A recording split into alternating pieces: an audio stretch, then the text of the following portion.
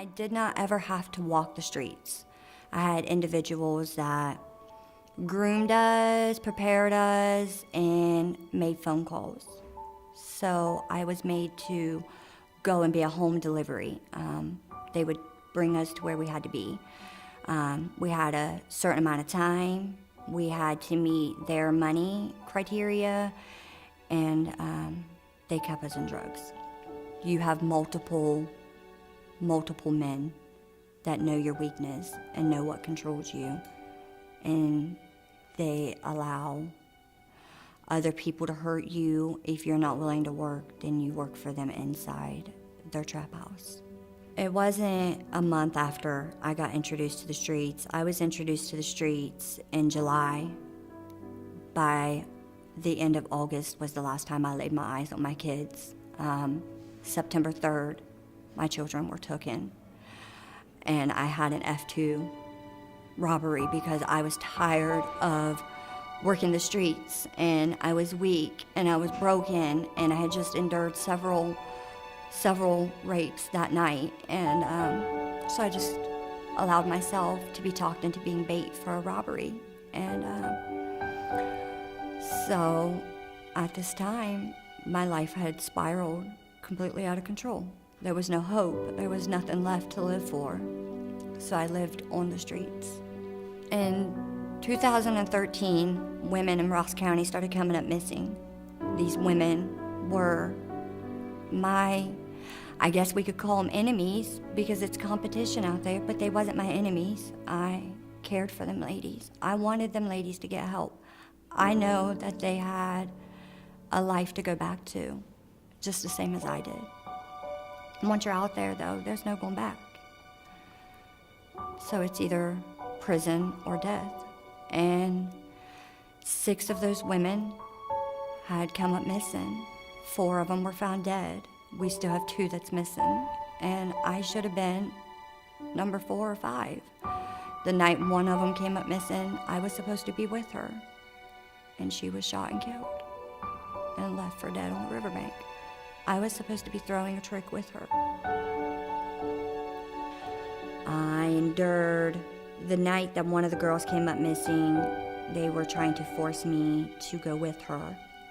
I refused. They were never going to put me back on the block. They were never going to make me walk again. I was not who I was before I went in. And so I endured beatings for that. When I refused to walk, I got a backhand in the mouth. If I refused to walk, then they would call several men over, dope dealers, to take turns raping me, and they would make money. So the last night that I put up with this, I was severely raped. The next morning, I had risked my life, and I called my PO from the trap house, sitting beside the drug dealer. I called my PO. I got help. That was a chance that I took, knowing that he could either go ahead and end my life, or he could make me leave.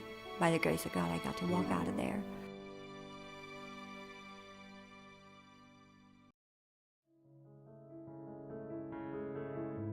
It was after my divorce, and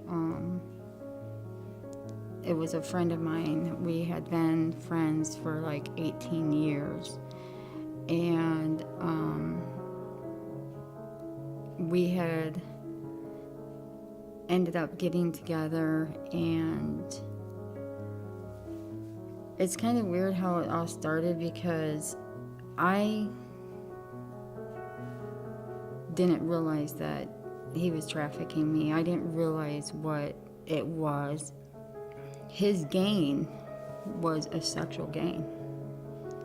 And I think that that's where I myself had a confusion until we had done the convention, the human trafficking convention, and when the human trafficking group had been introduced to me, I didn't really realize that that was a form of human trafficking also. Because when you think of human trafficking, you think of a girl like in the movies kind of like Pretty Women, where you're walking down the street and that. And you don't think about being trafficked and the payment that's being received is somebody else having a sexual pleasure from it. Literally 24 hours a day, 7 days a week. And like I said, I didn't realize that I was being trafficked because I didn't understand what that was. And I have literally, walked the streets. I've walked in stores. And what's sad and what's scary is that this is going on in your parking lots. This is going on in your parks. It's going on in your dollar store, your Walmart, your mall. It's going on everywhere. It's going on in the restaurant. I mean, literally, like, there's been sexual encounters in all those places. Adult bookstores, adult movie stores. And that's just naming very few, places. It was terrifying also because, like, he would have me at a truck stop and I'd be getting in trucks with men I never, I don't know them. I got out of this by getting arrested. A friend of his that actually partook in a lot of the sexual things, seeing him kick me and stuff one day, and he had seen me with black eyes so many times that he ended up turning us in. And so the police had come to the house and we had gotten arrested. So that was like, to me, that saved my life. I've learned a lot about myself. I've learned how to ground myself so that I'm not playing the victim. I've learned to not be the victim. And I like to say that I'm not a survivor either, because that to me keeps me in that mode. I just feel like I'm a thriver now. Like I am empowered. And before, power felt like control and somebody beating you, this or that. And now power isn't. Power is inside of me. I actually have a love for myself. I've set boundaries. I work very hard on sexual, like understanding like sexual relationships and being able to have boundaries through that.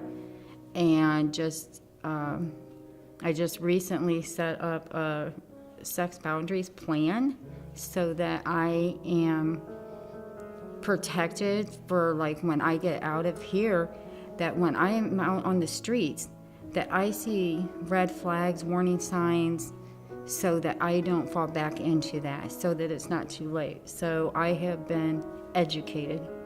And I think that's one of the biggest things is being educated about it and understanding all of it.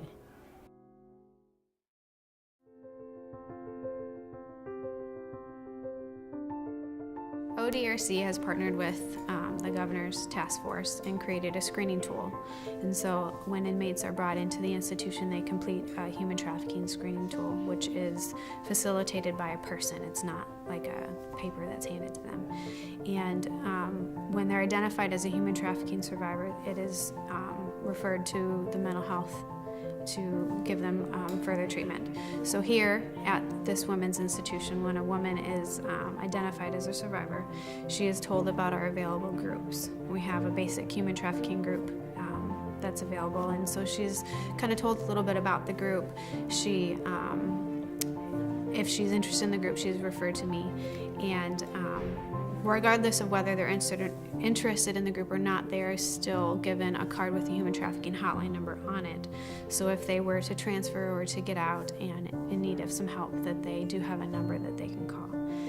If they're referred to me, they get put on a list, and I run it's like a 12 to 16 week long group. It really depends on how well the inmates blend together and open up in the group. I don't push them through it, so I really let the therapeutic conversations flow. And so it can last up to 16 weeks. I'd say on average it's probably more like 12 to 13. And so they are able to attend this group. The group consists of topics about just like human trafficking 101, who are the traffickers and what vulnerabilities those traffickers might have preyed upon, who are the Johns, ethical sex, boundaries in relationships, trust, guilt and shame. And those are topics that we're able to talk about and able to teach them how to set boundaries. A lot of them have never even been told that they could set boundaries or what boundaries are, and that they have the right to say no to sex. And so we talk about a lot of those things, and through the processing and the education brings a lot of healing and a positive therapeutic environment for them.